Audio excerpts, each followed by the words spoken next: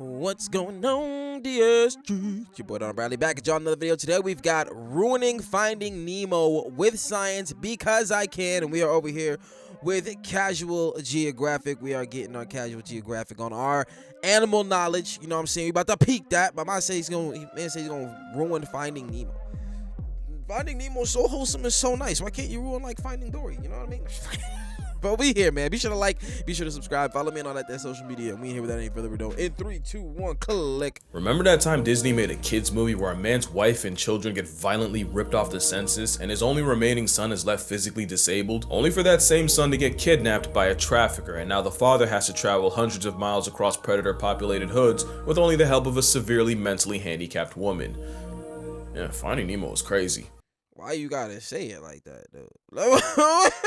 I mean, yeah, that's what happened. But like, there was fish and songs and colors and sharks and stuff. It wasn't just that. Damn. All right. I'm gonna destroy your favorite movie with science, and here's a challenge: take a shot or a hit, because you know 420 every time a main character should have become a chalk outline. Your grandkids will be in AA at the end. So it starts with a barracuda clapping virtually Nemo's entire bloodline, and here's where we get our first problem. Barracuda don't eat clownfish or their eggs, but you know who do? Clownfish themselves. Clownfish have been known to spawn, kill, and eat their own eggs, so Nemo's mother would have been infinitely more of a threat to him than any barracuda could have been. Now, to be fair, if you ask a clownfish how they like their eggs, they'd probably say unfertilized, because those and damaged ones are the ones they'd usually eat, i.e. the ones that wouldn't make it anyway. But that goes against my narrative. Damaged ones are the ones actually considering Nemo's egg was damaged. Merlin would have been the one to eat. They'd usually eat, i.e. the ones that wouldn't make it anyway. But that goes against my narrative, so I'm gonna disregard it. The other elephant to address is how I'm disregard. Wow. Clownfish breed. Clownfish are sequential hermaphrodites, where every clownfish is born a male, and the biggest, most him male will transition into a female when the opportunity arises. Such an opportunity would be if a hypothetical barracuda took the alpha female on a dinner date with Batman's parents. That void would get filled. Took on a dinner date with Batman's parents. Listen, I'm over here to hear things about the fish. Now, obviously, I'm still not even hearing things I like about the fish, but now you bring in Batman's parents for no reason. What did they do? They did, right? They have already caused the trauma of one little boy to do great things, but trauma nonetheless. I don't care. You running around in a bat suit, swinging off of buildings, you have trauma. I don't give a fuck what nobody says. So like, why are we doing this to my man's parents for real?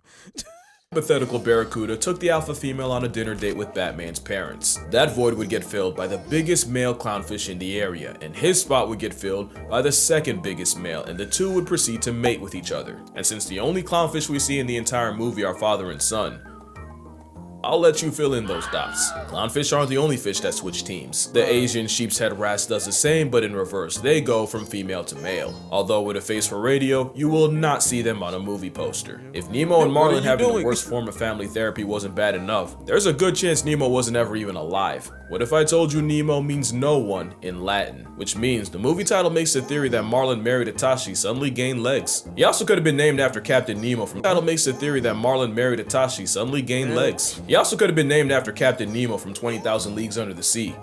But that goes against my narrative, so I'm gonna disregard it. It's easy for facts to get lost in favor of a better story, and if you don't know where to look, you'd have no way of knowing. Like, you may have heard that the administration started putting tariffs on penguins. Now, personally, I think it's been time those business chickens ponied up. They've had it too good for too long, but I gotta pretend to be partial. So that's why I'm working with Ground News. Ground News is an app and website developed by a former NASA engineer who did not like the way she'd seen information be used as a weapon and how news outlets tend to prey on their users' biases. And remember, if you think you're immune to bias, then you're exactly who they're looking for. But Ground News past tense or progeny do. I'm controlling the narrative now. Nemo's mom passed tense her progeny, and his father's going Marlin to Marlene as soon as he gets off screen. Alright, so Nemo is going to school, and when we get there, we meet these guys. And I remember as a kid, I was not sure what Pearl was. Well, she's a young flapjack octopus. They're remarkably adorable in real life. Problem is, if this were real life, she'd be a lot less cute. The flapjack can be found in depths as far down as 1,500 meters, or 100 meters short of a mile, or about 3.5 Empire State Buildings. And since this pink propeller hat can withstand crushing pressure, if she existed where Nemo could see her, she would be turned into disfigured mush. Think about how getting pulled out of their habitat turns a normal looking blobfish into a deflated, misshapen whale fetus. That's a Yeah, pressure buildup. Ooh, dang, that is crazy. That is most unfortunate. You know what I'm saying? But okay. out of their habitat turns a normal looking blobfish into a deflated, misshapen whale fetus. There's a whole corpse that got memed, and Pearl being where the sun shines would reduce her to flamingo vomit. Also, at one point, Pearl says this about her arm.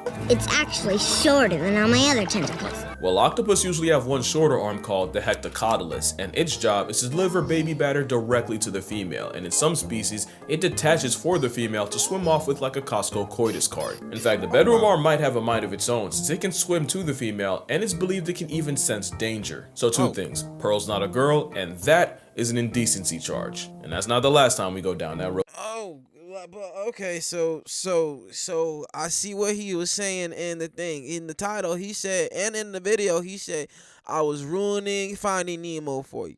So I don't know why I'm sitting here stunned that he's ruining Finding Nemo for me. But, you know, whatever happened to clickbait? You feel me? I saw, you know what I'm saying? Whatever happened to clickbait? You know what I'm saying? Where you click on the video because you see the title, and then the video ain't got shit to do with the title. But no, this is exactly what we came here to see. And now I'm like, but why?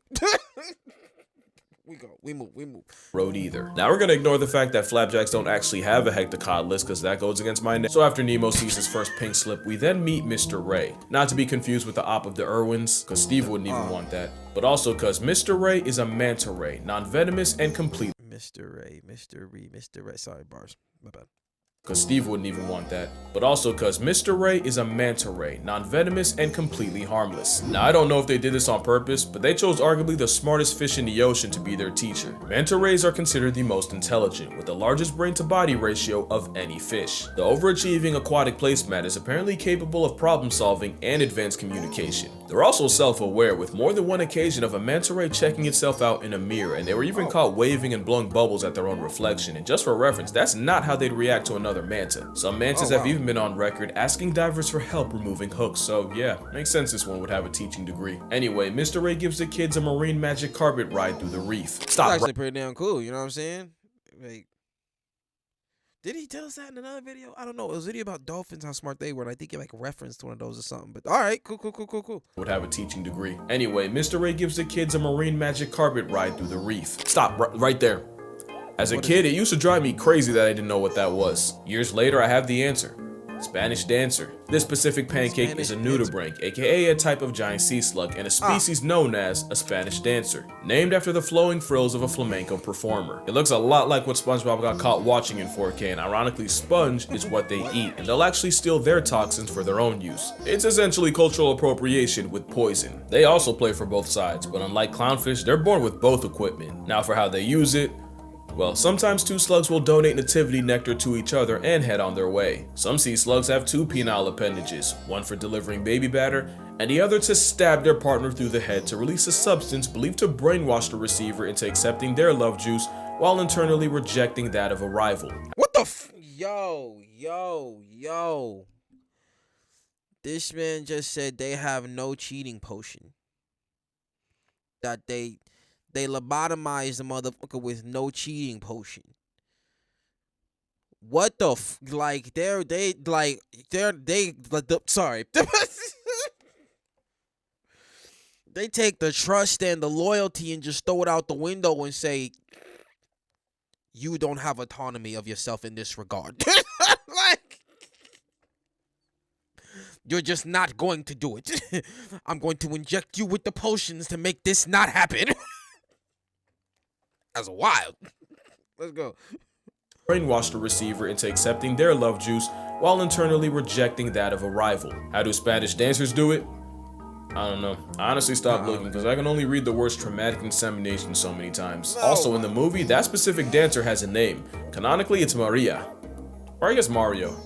I guess both. So anyway, you know how the story goes. Eventually they get to the drop-off, the kids start doing the type of shit that got Harambe packed, and Nemo decides he really wants to live up to his name and gets himself kidnapped. His father tries to save him, but gets flashbanged by a camera. And yeah, that's accurate. A camera flash might not kill a fish, but it's severely disorienting and like a forced factory reset. That's why they say no flash photos in an aquarium. One time a tuna mistook a flash for a fish and proceeded to one-shot itself into the glass in front of several children. So I take it back. Mistook a flash for a factory reset. That is crazy. That's why they say no flash photos in an aquarium. One time a tuna mistook a flash for Wait, hold on. It mistook a forced factory reset. That's why they say no flash photos in an aquarium. One time I'm trying a tuna mistook a flash. Oh, that boy came all the way from around the dang. Thought he saw.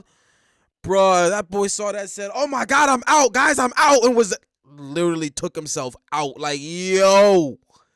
That's crazy. For a fish and proceeded to one-shot itself into the glass in front of several children. So I take it back. I guess it could have murked Marlin if it made him split his skull in a piece of coral. A little while after that, we get to Dory. She's a regal blue tang and a species of surgeonfish that gained a lot of clout from the movie. She's also venomous with a caudal spine that extends whenever the fish is stressed, meaning Dory has a built-in prison shiv. Not only can it cause severe pain and deep cuts, you're also liable to catch a nasty bacterial infection. That's why they're called surgeonfish, because they will cut you. Dory would also conceal carry a toxin called ciguatera, and poisoning can lead to migraines, trouble breathing, and hallucinations. So yeah, the beloved Disney character can be a real headache to deal with in real life, although to be fair, I've heard the same said about her voice actor. Not long after that, we meet Bruce, and considering he expeditiously kidnaps and essentially escorts them to an underwater white van, he might just be a predator in every sense. But when we see all three sharks, they swear by vegetarianism. We also see this guy. Remember him. He's gonna be important. Now there actually are vegetarian sharks. More than half of the bonnethead shark's diet is seagrass. And turns out whale sharks eat a massive amount of green. But considering we're talking about a great white, a hammerhead, and a mako, the only thing saving a clownfish and a blue tang is they're technically too small to even be worth the effort. Also, when Jaws cries about never knowing his father, it's because many sharks exhibit multiple paternity, where one litter can have several fathers. Shark mommy's womb is like a baby batter bouillabaisse, where paternity is like a lottery system. That was really gross. I'm gonna tone it down. But yeah, Bruce. Boy hit himself for a minute. Said, yo, all right, yo. I need to chill. That boy be rapid fire sometimes. I don't give a fuck, bro. All right, let's go. One litter can have several fathers. Yo, but what is this? What is happening here, bro? Like, this is on a hell of a dance. Like, you don't feel that? Like, you let go. No, nigga, you let go. Let go, bro. Nah, bro, you let go first, man. Wow, swim in a circle the whole rest of the day until you let go. Well, I ain't letting go until you let go, nigga. I ain't let go then. Knowing his father is because many sharks exhibit multiple paternity, where one litter can have several fathers. Shark mommy's womb is like a baby batter bouillabaisse, where paternity is like a lottery system. That was really gross. I'm gonna tone it down. But yeah, Bruce has no way of knowing who his father is. But it could be worse. Baby sand tiger sharks will cannibalize their siblings while in utero, and we know that because one time a scientist tried to slide his hand inside a pregnant shark's nookie and almost got his finger bit off. Okay, so later on, Marlin and Dory decide to dive into God's blind spot. Now, ignoring the fact that the pressure should have popped their eyes out and pushed their organs out of their mouths, they nearly get sent to a Tupac concert by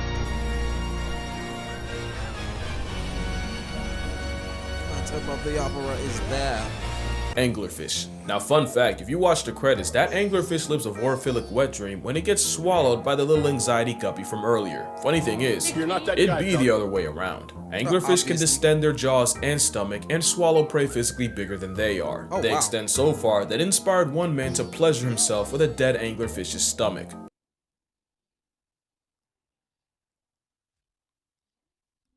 Wait, well, wait, just look, wait. Okay. Listen. Y'all ever seen whatever the movie American Pie? Yeah, we obviously hear something like that and say, what the fuck? But this, like, bro, like, what do you, whoa, like, what would possess you besides pure demonic antichristness to put your in the fucking listen, there are some people in this world that I personally feel this may be extreme, right? This may be extreme, but I'm gonna tell you, we gotta let Darwinism do its thing sometimes, okay? Sometimes. But I don't know what happened to this individual. I'm very sure Rand's gonna get into it. But like sometimes it's just, what do you do? Like, bruh, like you have a position in society that whatever function, whatever you gotta do with this fish or whatever, you know what I'm saying? That's not that. That is not in your, like, bruh, I can't even call that an intrusive thought, because this is just what you got caught doing. Nigga, you a freak for real. Like, whatever, I don't know. We needed to know your past history. Know it? We don't need to know it, but we can just know it. You know what I mean? Because ain't no way this was the first thing you tried to like this. Ain't no way. Ain't no way. You wrong, and there's something up with you. And people, you need to talk to somebody. You need to talk to somebody. All right, let's go. They extend so far that it inspired one man to pleasure himself with a dead anglerfish's stomach, which promptly sent him to the hospital. Should have sent him to solitary confinement. That is a hell of a hear me out, the kind that should forfeit your right to human contact. It's not long after that we meet a lot of 90s kids' first introduction to rage bait. If these moonfish were humans in 2025, they'd be kick streamers. In real life, fish will use this shoaling strategy to intimidate predators using the hive mind method. On a large scale, it's pretty cool. It makes sharks swimming through them look like an Etch-a-Sketch. But when predators like tuna gang up on them, it turns the bait ball into a slaughter. Also, just a callback, the reflection of the sunlight off the prey scales is exactly why a camera flash can make a tuna crash. Out, that is. Now let's talk about Nemo, because Buddy would have really become a no one before he ever saw his dad. Let me tell you about osmosis. No.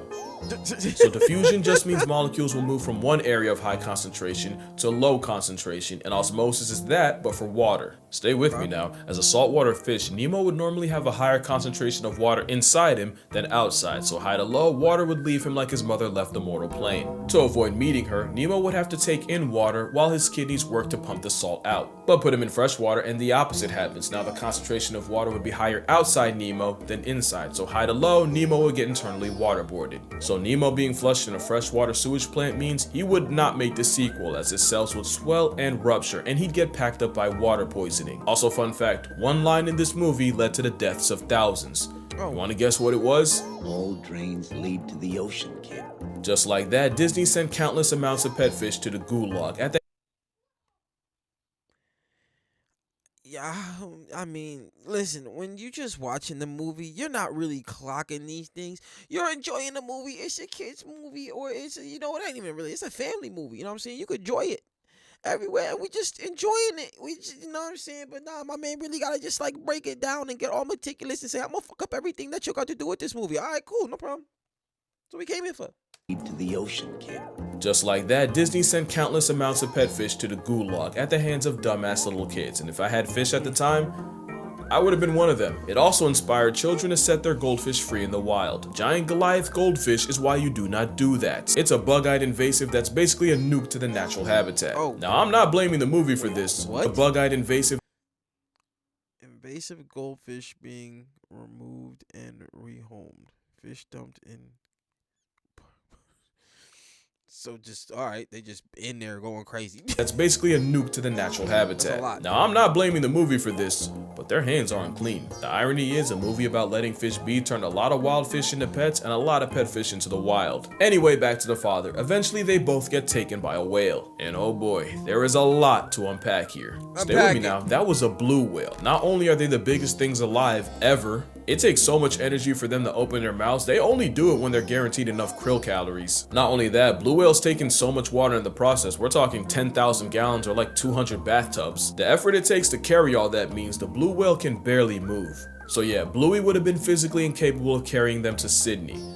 But even if they could, Nemo still would have come out of it an orphan. When blue whales hold all that water, they squeeze that water out with their tongue, and anything not water gets trapped in their baleen. It's how they filter feed, which means our fish friends would have been crushed to death by an 8,000-pound tongue. That's the weight of an elephant. Also, it would have been physically impossible for the whale to shoot them off at Sydney, since the blue whale's mouth does not connect to its blowhole. Also, whales don't shoot at Sydney. Is it the mouth, the digestive tract? All right. So like, but what's this? You said mouth don't connect it? Oh, like it's further down, so he'd have to like swallow something like air. Oh no, this is a whole separate, and then this goes to okay. But all right, okay. since the blue whale's mouth does not connect to its blowhole. Also, whales don't shoot water out of their blowholes. It's really just warm whale lung air meeting cool outside sea air with some mucus, and it smells like a tire factory married the final boss of tonsil stones. So if smell kills, they would've got a guest pass to fish hell. But ignoring all that, eventually they trade one live Uber for another when a friendly pelican saves them from a flock of hungry seagulls. Seagulls are a feathery antichrist and the spawn of Satan, and they should What the f is going on, bruh? That's no. be afraid of pelicans, since pelicans are documented literally swallowing birds alive. In fact, one of the most traumatizing documentaries I watched was where Cape Gannets were nesting on Malgus alive. In fact, one be afraid of pelicans, since pelicans are documented literally swallowing birds alive. That bird set up, bro. I would have been flying away immediately. This bird is just walking around, chilling, nigga stunned. I'm like, no, bro. I gotta get the fuck up out of here. You just pulled me out of another bird's mouth, fam. I'm done. I want no parts of this place. In fact, one of the most traumatizing documentaries I watched was where Cape Gannets were nesting on Malgus Island by the thousands, but because of overfishing, great white pelicans started pulling up to the nursery. What followed was a bunch of today pterosaurs strolling across the island like a grocery aisle and swallowing any unsupervised chicks alive. Like, you could hear the chicks as they were sliding down their throats, only for the pelicans to fly home just to regurgitate the recently devoured baby birds for their own pelican chicks to eat. So yeah, Nigel might be the real villain here. Now that didn't really have to do with the plot, but I just sat here and overanalyzed a kids movie from 2003 because I have nothing better to do. And if this video gets 150,000 likes, I'll do it to another one. You can probably guess which one. Friendly reminder that I do have a Patreon if you'd like to support me. Not Lion King. But as Please always, leave in this Lion economy, King alone. don't spend a check on a creator that, let's be honest, really doesn't need it. Only if you want to like buy me lunch or something. Also, I have a book. You should read it. Link also in description. But that's gonna do it. Drink water, hug your mother, don't dump goldfish. That's for real a problem. My condolences to your childhood.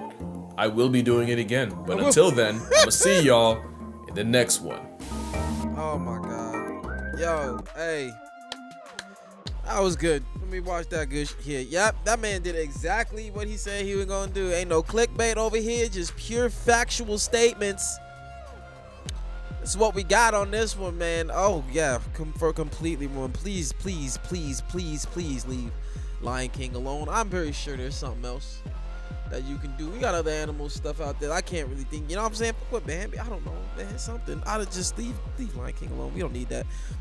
I'ma watch it though. Be sure to like. Be sure to subscribe. Follow me on all that there social media. And I'll catch y'all next one, fam. Peace.